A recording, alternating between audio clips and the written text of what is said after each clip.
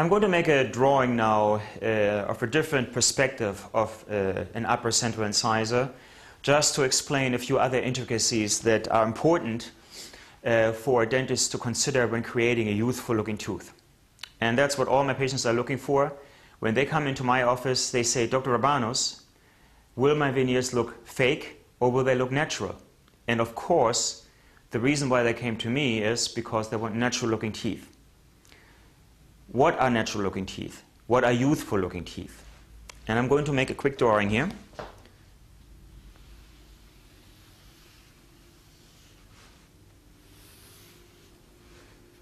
So this is the gums up here again, and this is a central incisor.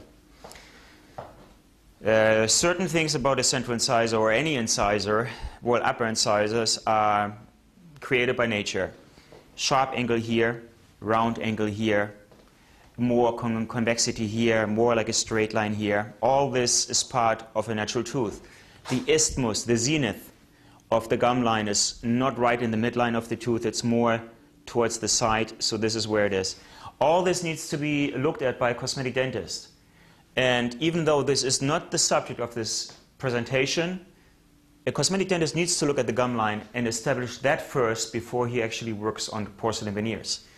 This needs to be established. We have to have an anatomically correct position of the gum line, absolutely symmetric with the other teeth that would be coming in here, which I'm not going to draw right now.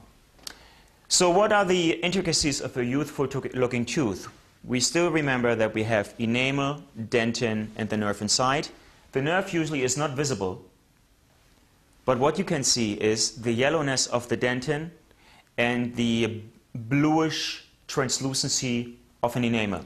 That's a youthful tooth.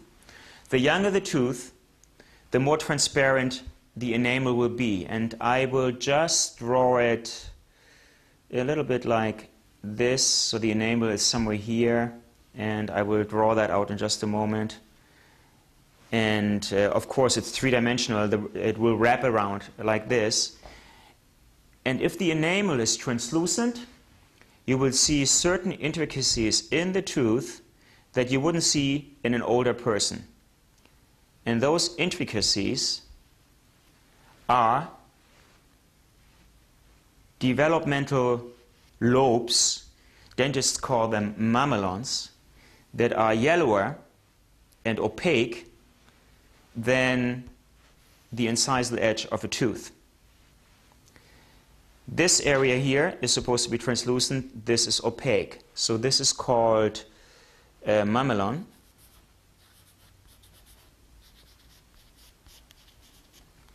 Mamelon. Usually it's three of them, and they can be designed in different... nature doesn't create them absolutely symmetric, and they may have little grooves in here. So they're very irregular, but principally you have like three mamelons in a tooth.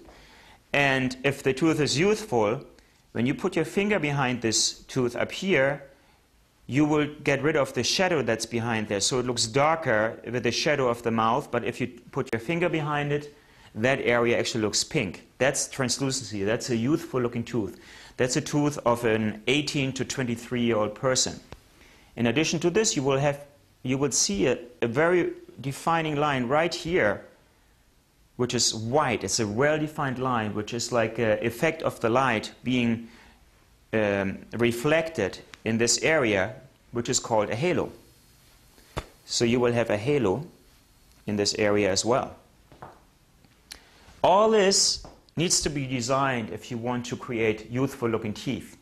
Now, how are you going to do this if you have a person who is in his or her 40s or 50s who doesn't have these characteristics anymore? How do you create the space that allows to have like a depth, a visual depth experience when looking in the patient's mouth? You can only do this if you reduce enough in certain areas. So up here it's not as critical. Up here you can get away with 0.5 millimeter of reduction. Here, depending on the shade of the tooth, if it's a light color, you can go 0.8 millimeter. But if it's a darker tooth, you have to go up to 1.1 millimeter. It really depends. And this is when if it's a straight tooth. We're just talking right now about color management and creating a youthful tooth. So this is actually a youthful tooth.